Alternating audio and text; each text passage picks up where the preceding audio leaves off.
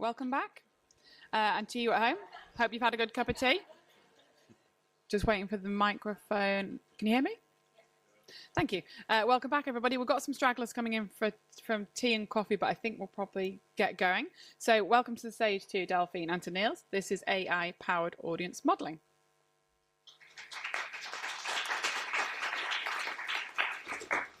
Hi everyone, thank you so much for coming. My name is Delphine Lievens. I am a freelance distribution consultant. I think that's what I've been calling myself. I don't know. I do bits and pieces across exhibition and distribution. And I am, for the description, I am a mixed race woman with purple, blue braids. I'm wearing a black and beige baggy shirt and black jeans. And with me is Niels Alberg from Publikum. He's the CEO and co-founder. They are an AI-powered audience modelling agency platform. I'm not sure what I'll let Niels introduce himself. I'm sure he can do it a lot better with the right words. Yeah, thank you very much. I would like to share the presentation before we get into discussion and receive all the questions. So I'm just going to move over there. Yeah, fantastic. Thanks. I hope this is working. Sounds like it's okay. Yeah, thank you for the introduction. I'm a middle-aged man. I'm white and boring, and I'm wearing a, I don't know even what the color is of this shirt, but at least I'm fully dressed. So I'm CEO in Publikum. I don't know if this is working. It is now. Yeah. Yeah. Okay. Sorry. So I'm CEO in Will & Agency, which is a Danish company working with social data science, which is basically a combination of AI and anthropology. We have built a system, Publikum.io, 2 years ago. We have been working with around 40 movies right now in Denmark, in Norway, in Sweden, in Germany, in Switzerland, in Belgium, and in the Netherlands. And I'm going to show you a little bit about how it works. We normally focus very much on the developing stage. But we do also work with distribution, which I think is maybe even more relevant for you guys in here today. But before I get too far into to the details, I want to address the elephant in the room, because often when you mention AI in the film industry, people are very skeptical, and I think there are many good reasons for being skeptical. But also, again, AI is also just a technical term.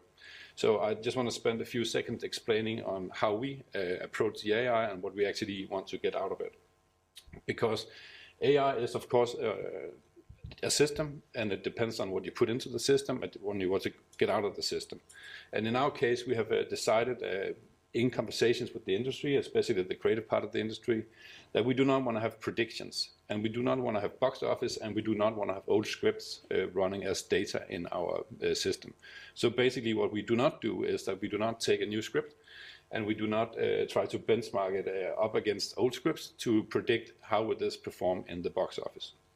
All of this can probably be very useful, but we have just decided to build our system leaning a bit more towards the creative part of the industry. So instead we're working with current conversations. We're trying to understand what people are associating to a central theme in the movie while it's still being written.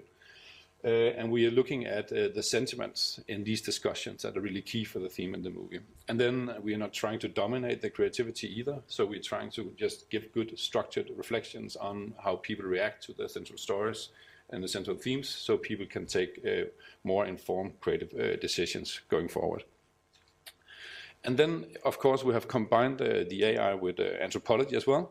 And we have done this because we see anthropology as screenwriting more or less as old siblings in a way. So if you think about it, we do a lot of similar things in the beginning. As anthropologists, we really study how people take decisions, how they have relationships, what they do in a dilemma, and so on. And that's really what also I think screenwriting is a lot about. So the first mile of the road is very much the same in anthropology and screenwriting, but then we divide and we do the analysis and people write stories. But it's easy to translate also bigger, larger data sets when you also combine it with more human insights. So that's why we have made this combination.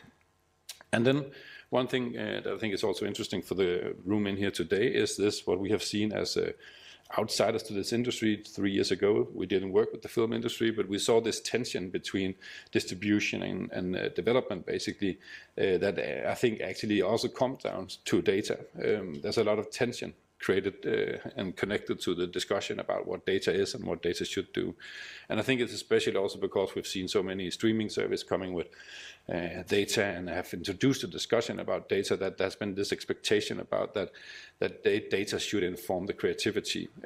But again, now I think we also see that the data people really struggle to inspire the creative people, and creative people really struggle to convince that this is a good thing to fund my project and so on. So we think it's time now actually to reverse the order a little bit of data and creativity, and instead of having always creativity to align with data, we are trying with this service to make data more creative, because we think it can be useful then early on when it's really important, because it's when you develop the story, but also later on when you position and drive the marketing with your data. So how the system works is it's in 3 steps. We always start with the treatment. We call it treatment emotion connection. So we start very early on. It can be treatment, it can be very early stage of writing. And together with the writer, we define what are they really curious about, what's the core of their creative intention, and what can we perhaps see that a bigger audience can connect to. So we select 1 or 2 themes that we want to use AI to understand. How do people actually connect to this theme? And I don't know if it's playing, but as you can see, perhaps it can be what broken loves feel, or what makes people scared in Spain, and so on. Things that the writer feel is core to the story. Once we've done that, we move to the last step, because then we have identified some of these things that are not just gut feelings anymore, and we can interview people on the phone. So this is basically replacing a researcher with a phone, so we can engage people for a week and interview them with questions qualitatively. One example we have just concluded last month is with one film in Berlin. They have Holy Spiders in the cinemas right now. I think maybe it's running here as well. And we've been helping them on a new project that's called Köln 75 that are in development at the moment. In short, the story has a German young character, 17-year-old girl. She managed to put up a concert only at 17 years old in 1975 in Köln with a very famous jazz pianist. We talked with the production company about what's core in this story, what really can perhaps spark the attentions in the audience and make them go see the movie in the cinema in a few years ahead. And we decided that we wanted to look at what we associated to the ability of improvising, to be able to come up with creative solution in a hard situation, because that's what both of the characters do. So we thought there might be some differences from Germany and from US, where this movie, of course, have their, because it's an American musician, so it needs to succeed in both countries. So basically what we do there is we design a search string that can listen to all conversations online, and we download then a very big set of data, one from Germany, one from the United States, each of them containing perhaps around 200,000 discussions about this topic. And that's what the machine helps us do. It reads really fast. It reads insanely fast, actually. So these 200,000 discussions are within a few minutes. It's visualized like this. So we can then detect in the green area, in the red area, in the yellow area, and so on. We can see these are the discussions people are having about how we see the ability to improvise. And then we can find the documents that has sparked the most emotions. It's been shared the most. It's been created the longest comment string and so on. So we can find where the most important thing are for the future audience in a way. And if you compare these two, you will always see a lot of differences across countries. And as you can just see with your eyes that the conversations in Germany and United States about being creative and being able to improvise are very different. So we will always find 5 to 7 different conversations in each of the topics that we will then deliver into the writers. In this case, I'm going to show you only a small example of how the personalities of somebody who are able to improvise are different in Germany and America.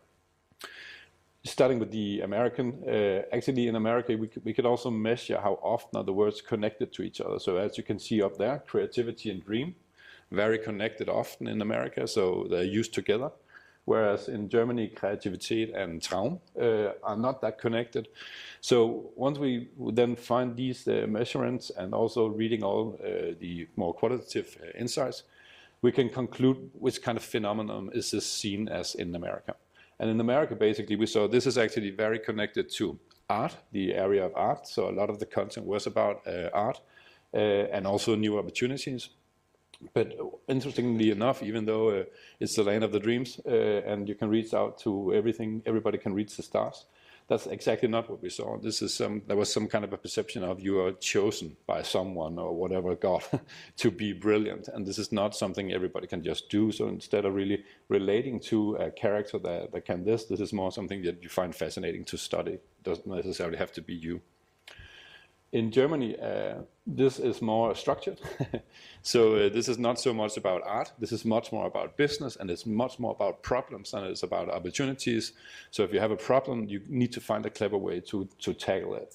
And it's something that everybody can do. So as long as you train hard enough and put enough hours into it, this is something that you should actually be able to, no matter who you are. So more or less the American dream is stronger in Germany. So insights like that is something we put into how to build the different characters, and perhaps even also how should this be positioned differently when it comes to the cinemas in Germany and in America. And of course also what is the relationship between these two main characters. Then for the next step, we include a live audience from these two different countries, and some from Germany, some from US, and they participate over 6 days on a phone, where we have these questions designed together with the producer. This is Sol Bondi, the German producer from Berlin. And they're actually watching the movie even before the movie has been produced. So step by step, story for story, we move into the story. So they, over these 6 days, they start with the beginning and the framing, and of course then in the end they hear the ending. And then we focus on different aspects of the movie throughout this week: the main character, the core themes, the dilemmas, the turning points, and even the pitching. We often ask if people want to invite a friend to see this in the end of the research, what would they tell and how would they invite them? And they reply with the phone and film themselves, and in the end we will have 400 reactions from the audience that we can use both for writing and positioning later on. And people are really open, really sharing a lot of things, much more open than often when we sit there in one-on-one situations, so you can have a better understanding of how to really portray an escort visit. Or you can also study the real emotions. So in this case, it's interesting to see that people get angry, so there are more power or feelings connected towards the villain rather than the victim in a certain scene that we tested. Or you could also check for authenticity. Especially with a young audience, if you are trying to portray a friend that just sees not right, they get it instantly, and this is really useful to know when you're still writing. So in the end of the research, we have then produced these reflections, and we can sort and do the analysis, and we will bring it into, as I said, structured reflections in the writing. Another example that you might also have had in the cinemas here is the Norwegian movie Sick of Myself, that was part of the Uncertain Regard competition in Cannes this year. And the story, in short, is that the main character really are craving attention, but doesn't really have so many talents. So she decides to eat medicine, so her skin will fall off, and then she will in the end get some attention. And we decided together with the Oslo Picture team that we wanted to focus in on narcissism, because that is really core for this character and the whole discussion in the movie. And so we looked at how is that specifically Norwegian by comparing it to what else do we associate to narcissism in Scandinavia. So these are the 3 different ways of talking about narcissism in Denmark, Norway, and Sweden.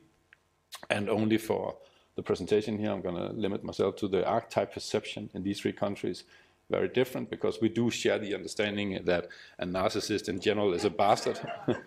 Probably recognizable here in Scotland as well, I guess. But actually we have 3 different shades of a narcissist here. So in Denmark, a lot of the content that really sparked emotions had to do with romance and hiring the wrong people. So a lot of warnings. Don't fall in love with a narcissist. You will deeply regret it later on. In Sweden, you had a much softer approach. People actually associate this to an illness or a condition that needed to be treated a little bit like anxiety and PTSD, and they should, the public institutions should pay for this. So we concluded in Sweden it's more poor bastard, because there was this sentiment of care. And in Norway, it's people like this guy and a lot of other people with power and influence actually very like in Denmark. People don't like them a lot, but they accepted them in a way because they find them also to be useful. You know, you need assholes to fire people and run countries sometimes. So there was a much higher degree on acceptance down there. But again, as I said, we deliver this as open reflections. So what to do with this is completely up to the writer and the director. So it's really interesting to be in Cannes May 2nd, the 22nd, to see what actually happened to the movie and to the characters. And if you've seen the movie, the first scene, the scene is before she is getting ill, is at a party, talking to a friend, and they're actually talking about what narcissism is as a phenomenon, as the opening of the movie, and they conclude it's actually a great career booster.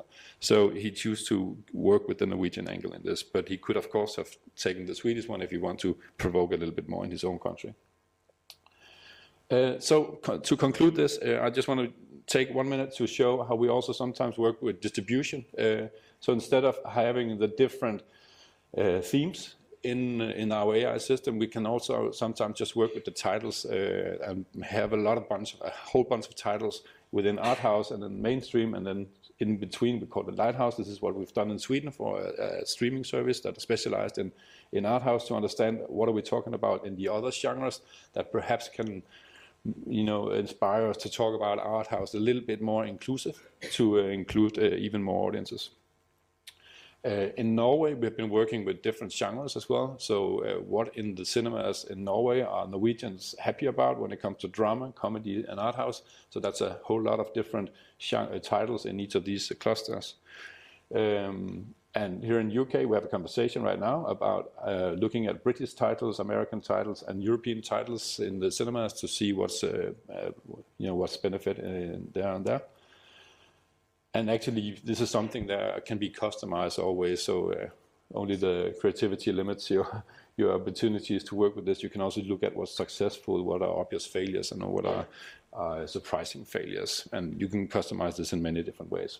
So this is another way to work with it that is much more connected to distribution. And that's really it.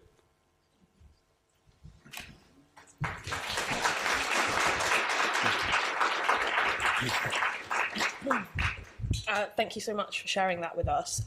So I think we've got about 20 minutes now. So I've got some questions which I'm going to put to Niels, but also people here or at home. We have the Slido as well, so we'll move on to the Slido questions.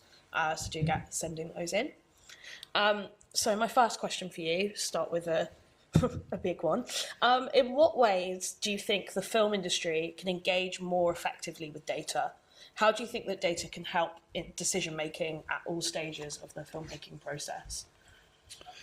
Well, I think actually mixing data is quite good. And not just, I think when we came to the industry, there was some type of data you had to talk about in certain steps of the process, and something could absolutely not be talked about. Like commercial data can be often difficult to talk about in the developing stage. But I think if you include more parts of data in more meetings, so it's not either or, but it's a combination, I think people are actually very open. I actually think that many of the people that are most open to talk about data is often the auteurs when you start working with them, and they understand that data can also just be about understanding humans and not just consumers, basically. Yeah, I agree. I think it's really interesting and great to see you starting to mix in qualitative data alongside quantitative. I mean, you've kind of answered this already, but the film industry can be very resistant to change. What pushback do you have? Any pushback from filmmakers, creatives, when you introduce them to Publikum, or do you find that they can kind of get on board with it quite easily? Actually, if we have any pushback, I think it's often from producers or distributors that imagine that the auteur would be very standoffish to working with this. But as I said, we often find that when they get beyond what is AI and how can AI also be used, they are often the most engaged one. Because they are in control. They know that I'm not forcing them to ask the audience certain questions. They can decide on that. So the pushback is in general fairly low, I think. That's great. box office figures, which obviously you were like, no more box office in your presentation, which I have feelings about, but no, box office figures were very much the basis for market analysis in the film industry until the pandemic hit. And I think now in the post-pandemic marketplace, we're kind of reevaluating what data we use and how we use it. And yeah, do you think that in this kind of uncertain post-pandemic landscape, it makes sense to look at a more qualitative, person-centered approach to data? Well, I thought that before the pandemic as well. But of course, I still believe it's very, very relevant. But just to clarify one thing, I'm not against box office at all, using the box office. I just think it needs to be inserted in the discussion in the right way. So I think it's very relevant, and we do work with box office discussions a lot. So we often talk about which movies did what, just to identify who are the people we should really think about, which we normally include like a very obvious group of audience that probably will see this genre, but also maybe 2 or 3 other groups of audiences. And I think box office can really help profile who to actually interview and care for in the research as well. So it's not either or. I think it's still a great thing to combine. Of course. Because you're working with qualitative data, you can't necessarily judge the projects you work on based on their commercial success. So how do you measure results? Yeah, that's a good point, because that will be very untrustworthy to try to claim some success 3 years ahead of our input to the writing. So what we do is we collect input back from the writers to understand, did this actually change anything in the story, or was it just 3 fun workshops, basically? And we do the same with the producers. So we try to understand because we of course want to get closer to the money part still, but for us it's more trustworthy to understand if this is something they can use for funding as well, or if this, our reports help them have a better discussions with the funding institutions, so they actually had their green lighting and they're fully funded. So that's where we try to document our effect. That's great. Something you touched on a bit towards the end of your presentation. Obviously, the majority of the audience here are exhibitors or distribution. Whilst audience engagement at the development stage will benefit them in terms of the product, that they show in their cinemas or they release, how else do you think either Publikum or other uses of AI could be used to support the work that they do? Yes, as you said, I think focusing on titles and looking at how titles perform and are being perceived in different areas of the country. Now I showed the different countries, but it can easily also be within the country. We can zoom very locally in. So I think that could be one thing, to understand how people in a certain area of Scotland are talking about a certain genre of movies, so you know better maybe how to position them as an exhibitor. And then I think also we sometimes work with a completely different type of data, which is geolocated data from phones. So you're able to profile also better who are actually in your neighborhood, how often are they in your cinema, what else are they going into of cultural experiences. So that's another way of profiling, where data I think can be interesting for cinemas as well. Yeah, that is really interesting. And I think immediately it was really interesting when you mentioned by location or region. So I think one of the things we have, obviously a lot of people here work in the independent cinema sector, and there's an assumption that a lot of art house cinema is very London focused, which in my experience isn't always the case. So yeah, I can see how you would be able to kind of track positive reaction to art house cinema outside of London to kind of prove that it's having an impact. So that's great. Do we have any Slido questions? Yeah? Yeah, we do. Thank you for sending them in. What ethical considerations, I'm starting again. What ethical considerations have you made, and how do you address them? I guess this has to do with how we select the data, perhaps, or who we include in the research and the anthropology part. Yeah, there's no other details, but if you cover those 2 points, I think would be useful.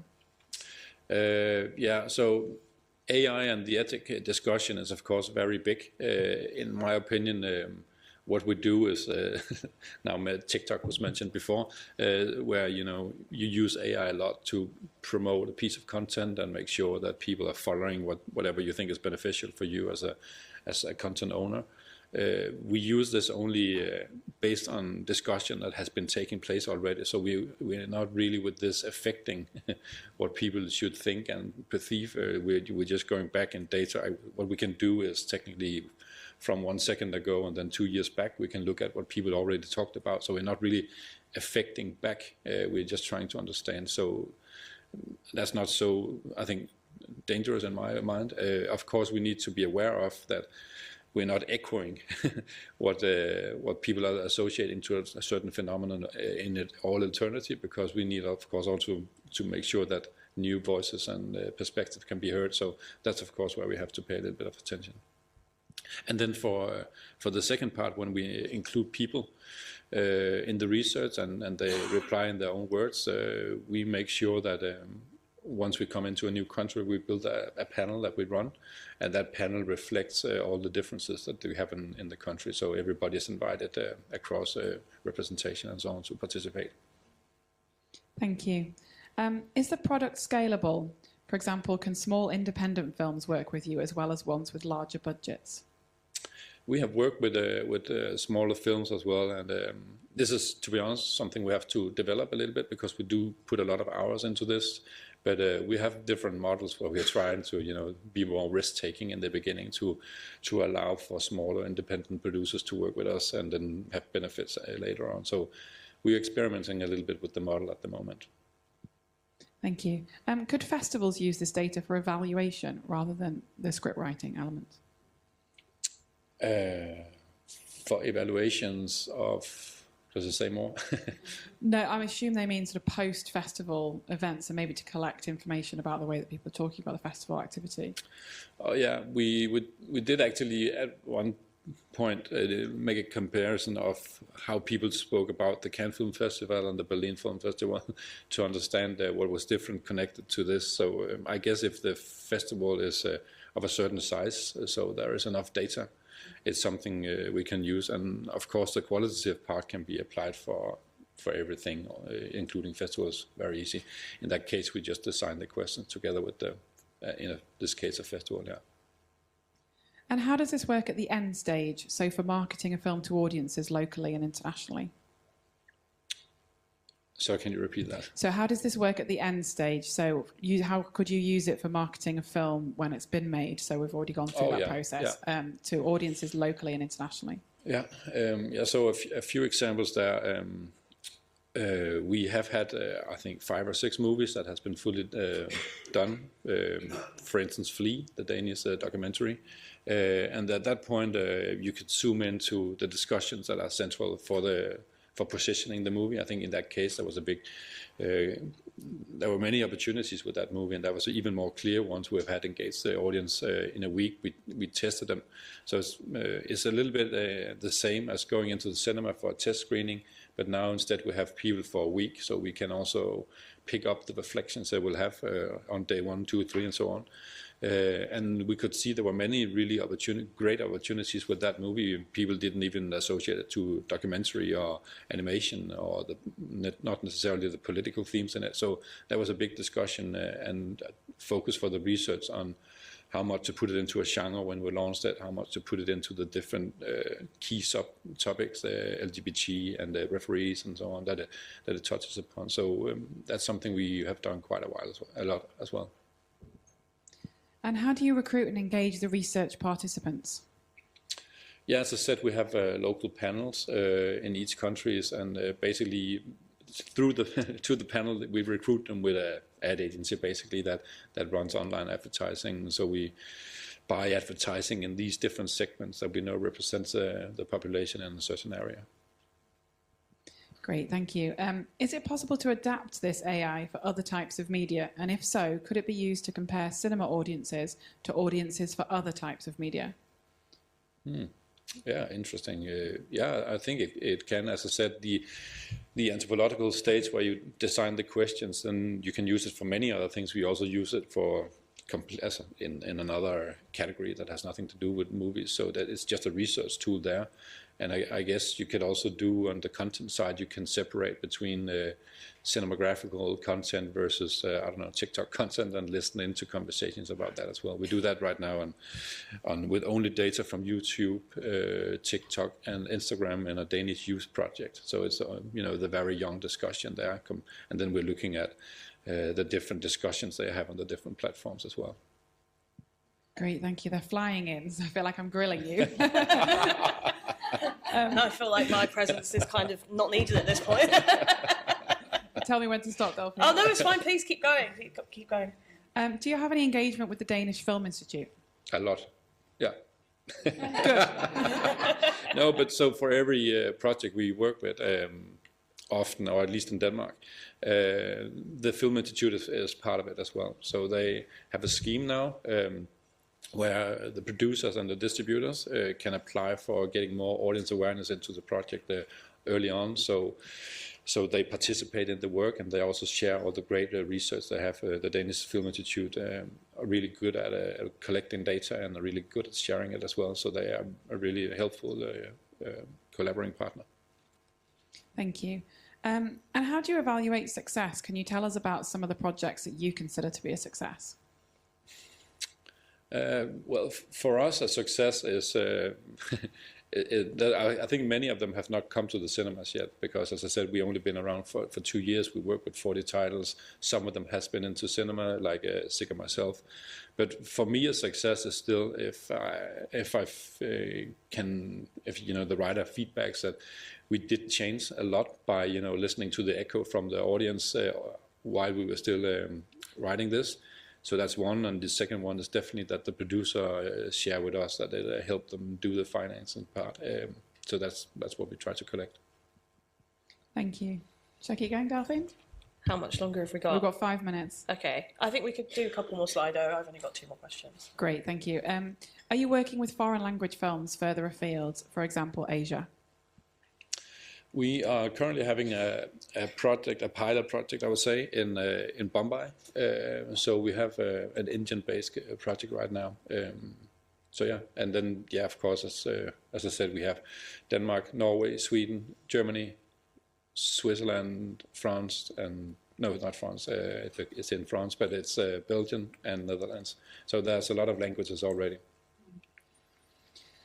And final one from Slido. Is there any concern that by seeking to make stories that cater to the audience's current conversations and biases, audiences are not being challenged? Yeah, that's a good question. I think it is. And we also make sure that, like I showed, we can measure the distance between different words. So we can also, in a more advanced version, we can also show which conversations are the bigger one and which one are the smaller ones. And sometimes the smaller ones are definitely the most interesting ones, where you can have perhaps a less talked about discourse that can be providing a new perspective. So it's not necessarily just to align the story with what is super common and relatable, but it's also something that can be used wide as well in the complete other direction. But of course, if it's not a discussion at all, that's difficult for us to, at least with the AI, detect it. Then it's something we have to listen into when we do the analysis of the qualitative input. Thank you. So just kind of a few closing questions from me then. The first one was just, have you had any kind of unexpected, be they good or bad, results that you've come across when working with Publikum, either on film scripts or anything else? I guess obviously audiences, people are unpredictable, so I just wondered if you had any kind of any good anecdotes. Not to put you on the spot. Oh yeah, but I'm always very surprised about how big the differences are when you compare countries. Like I showed with the Scandinavian perception of a narcissist, it's actually, when you think about it, quite big difference. So that's happening often actually. Then I'm actually also really surprised about how open people are when they are speaking into a phone. But maybe that's because they are speaking into a phone, I don't know. But people are really sharing some inner thoughts with us. Because in the beginning we thought, okay, we need to develop the system because we cannot have the economy and the project. So we travel around door to door and visit people like we do in many other projects. It needs to be slimmer in size. So we were a little bit in doubt of the quality that would come in there compared to home visit. But I'm really positive surprised about how open people are there. And then I would say, not that I was so so nervous about that part, but because we had the question so many times, when we were building the technology, I was beginning to get nervous because everybody said, okay, this is great when you talk to an institute or when you talk to a producer or a distributor, but what when you meet the author? So that built up some kind of nervousness, I would say, before we launched, but I was really surprised happily to see that these people actually turned out to be those who are most engaged and have most questions. So that was a great surprise as well. I think any good writer cares about the human experience, don't they? And you're basically making the job of them sitting in a coffee shop for hours, people watching, much quicker. So, and then, so my last question, you talked obviously about you're in a large swathe of kind of Western Europe already. You talked about Asia. So I was just wondering, like, you know, what you can share in terms of your visions for the future, your expansions. Do you expect to be coming to the UK? Do you expect to go to Hollywood, maybe? I've had meetings both places, at least. So yeah, that is on the list. We have had several meetings here in UK and also in Ireland and in America just recently as well. So yeah, that's a plan and the hope, at least. Fantastic. So yeah, thank you so much for your time. I don't know if are we pretty much at time? If we got, yeah. Okay. So yeah, thank you very much. And yeah, thanks everyone for your questions. Thank you. And yeah, I look forward to seeing more Publikum-driven projects in the future. Thank you.